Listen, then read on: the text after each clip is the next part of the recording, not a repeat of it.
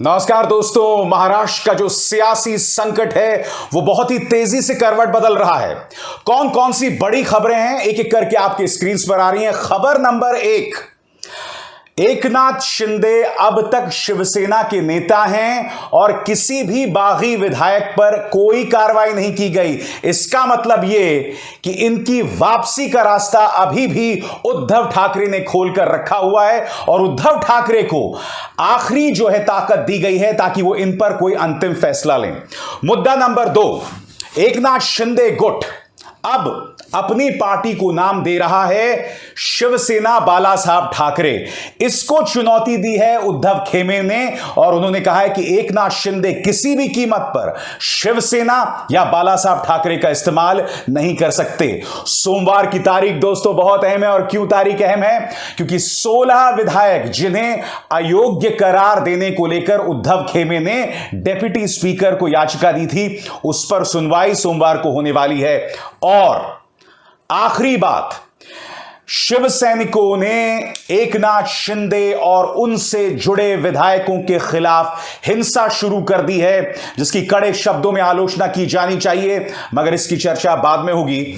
मगर आज मैं आपको इनसाइडर स्टोरी बताने वाला हूं दोस्तों कि आखिर क्यों एकनाथ शिंदे और वो तमाम विधायक भारतीय जनता पार्टी की गोद में आकर बैठ गए। इसके पीछे इस एजेंसी का काम है जिसका नाम है एनफोर्समेंट डायरेक्टोरेट।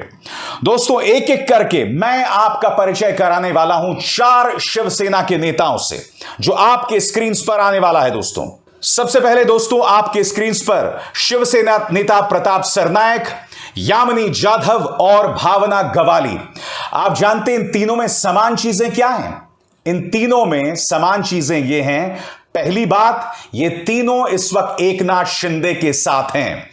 और दूसरी समान बात, इन तीनों के खिलाफ ईडी और इनकम टैक्स लगातार इन्हें परेशान कर रही है, लगातार इन्हें परेशान कर रही है। और बड़ा प्रश्न यहां से यही पैदा होता है कि क्या ये एकनाथ शिंदे के पास इसलिए गए ताकि एनफोर्समेंट डायरेक्टोरेट, मोदी सरकार का प्रवर्तन निदेशालय इन्हें परेशान करना बंद कर दे?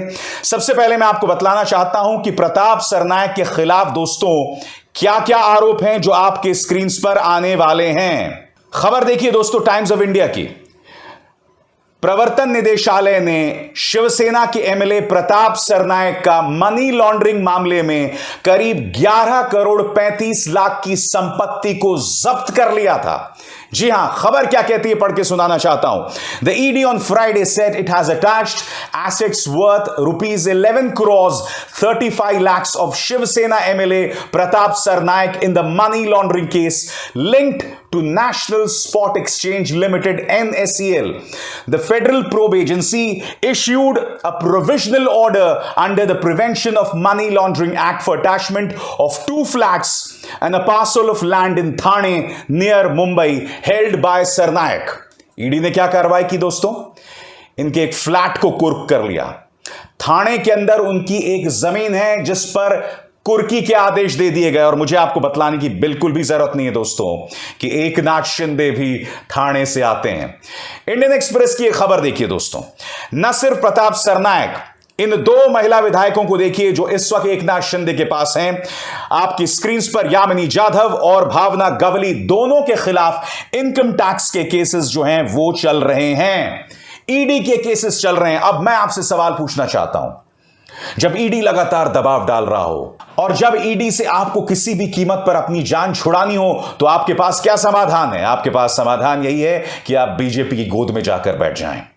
मैंने 3 नेताओं की बात की, अब मैं आपको बतलाने वाला हूं एक और शिवसेना के नेता को किस तरह से प्रवर्तन निदेशालय और ईडी और इनकम टैक्स जो है परेशान कर रहा है। आपके स्क्रीन पर शिवसेना नेता अर्जुन खोतकर के खिलाफ ईडी की बड़ी कार्रवाई, 78 करोड़ 38 लाख की संपत्ति की गई जब्त।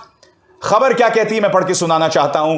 महाराष्ट्र सरकार में चल रहे सत्ता संघर्ष और शिवसेना विधायकों के बगावत करने के बीच प्रवर्तन निदेशालय ने अब शिवसेना नेता अर्जुन खोतकर को निशाने पर ले लिया है। एजेंसी ने खोतकर के पास से 78 करोड़ 38 लाख रुपए की संपत्ति जब्त की है। वहीं ईडी ने जालना सहकारी चीनी कारखाने की भूमि, एक आवासीय संयंत्र और खोतकर से संबंधित एक इमारत और संरचना को जब्त कर लिया है।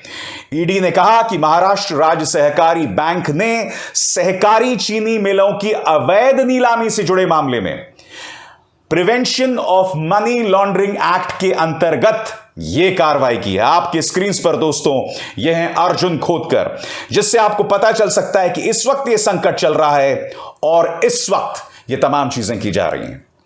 सत्ता के गलियारों में दोस्तों एक और चर्चा है, एकनाथ शिंदे के पास कौन सा मंत्रालय था दोस्तों? एकनाथ शिंदे के पास था अर्बन डेवलपमेंट मिनिस्ट्री, एक निहायत ही मलाईदार मंत्रालय। और यह भी बताया जा रहा है कि भारतीय जनता पार्टी की गोद में सम्मानित अंदाज में रखने का काम प्रवर्तन निदेशालय ने किया। आज मैं दो चीजें आपसे कहना चाहता हूं दोस्तों। देखिए, जब भारतीय जनता पार्टी से आप लड़ाई लड़ रहे हो ना, और खासकर अगर आप एक बहुत गंभीर लड़ाई लड़ रहे हो, तब आपका दामन एकदम पाक साफ होना चाहिए, क्योंकि भारतीय जनता पार्टी सरकार आपके खिलाफ तमाम एजेंसीज लेकर आती है। इनकम टैक्स लेकर चढ़ जाएगी, ईडी लेकर चढ़ जाएगी, सीबीआई, एनआईए, सब कुछ इनके पास तमाम ताकत है दोस्तों। इनके सामने खड़ा होना मुश्किल है। ढेरों मिसालें हैं आपके सामने जहां सरकारों को किस कदर गिराया गया है।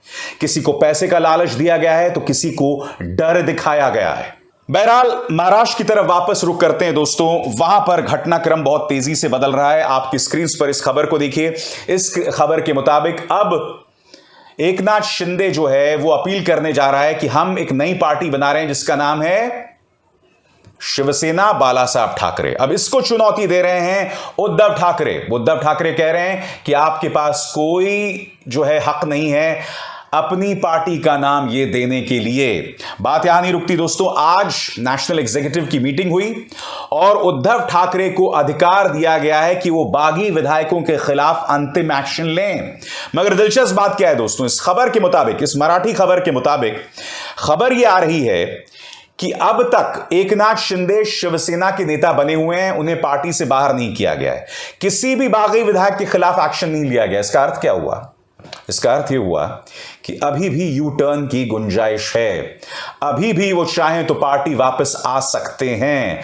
उद्धव ठाकरे ने अभी भी वो रास्ता खुला रखा हुआ है और यही वजह है दोस्तों, भारतीय जनता पार्टी अभी इस मुद्दे पर खामोश है। एकनाथ शिंदे इस वक्त बौखलाए हुए हैं।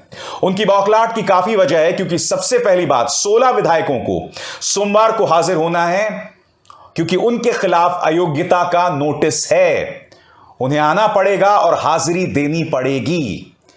मगर कुछ और काम भी हो रहा है। एकनाथ शिंदे पर दबाव भी बनाया जा रहा है। बागी विधायकों को जो सुरक्षा मिली थी वो वापस ली जा रही है। और यही नहीं, पुणे की यह तस्वीरें आप देख सकते हैं। यहां पर बाकायदा शिवसैनिकों ने, उद्धव खेमे के शिवसैनिकों ने बाकायदा उत्पात मचाया। इस तरह की कई तस्वीरें सामने उभर कर आ रही हैं दोस्तों।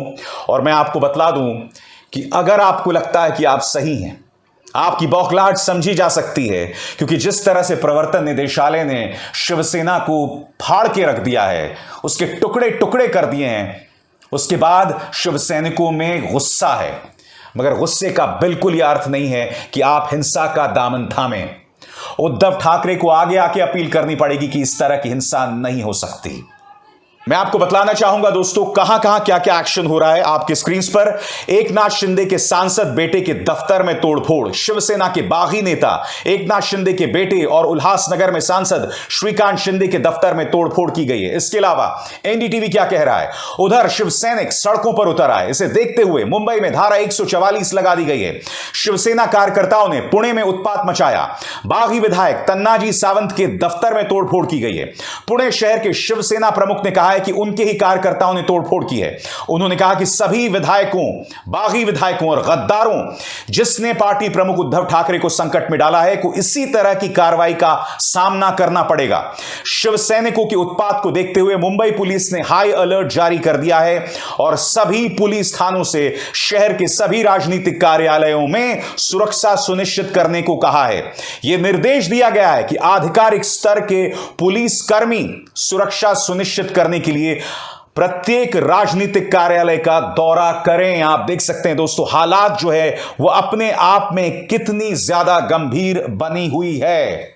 एक बार फिर, अगर ईडी ने ज्यादती की, अगर मोदी सरकार शिवसेना के साथ ज्यादती कर रहा है तो इसका जवाब हिंसा किसी भी कीमत पर नहीं हो सकता। कल मैंने कार्यक्रम में कहा था कि शिवसेना उग्र हो रही है, उद्धव खेमा उग्र हो रहा है, मगर आप उग्र अपने बयानों में हो सकते हैं, आप उग्र अपने एक्शन में हो सकते हैं। एक्शन यानी कि आप क्या राजनीतिक रणनीति अपनाते हैं, मगर हिंसा किसी भी कीमत पर सही नहीं है। मैं बार बार कहता रहा हूं, हर किसी से कहता रहा हूं, चाहे अग्निपथ योजना के खिलाफ युवा जो ट्रेनें और बसें जला रहे थे, चाहे नुपुर शर्मा के बयान के खिलाफ जब नमाजी सड़क पर उतर आए थे, या अब शिवसैनिक, चाहे आपको यह लग रहा हो कि आपके साथ जितनी भी नाइंसाफी की गई हो। बहरहाल इस खबर पर चर्चा और जानकारी मैं आप तक लगातार पहुंचाते रहूंगा। अभिसार शर्मा को दीजिए इजाजत। नमस्कार। स्वतंत्र और आजाद पत्रकारिता का समर्थन कीजिए, सच में मेरा साथी बनिए। बहुत आसान है दोस्तों, इस ज्वाइन बटन को दबाइए और आपके सामने आएंगे ये 3 विकल्प, इनमें से एक चुनिए और सच के इस सफर में मेरा साथी बनिए।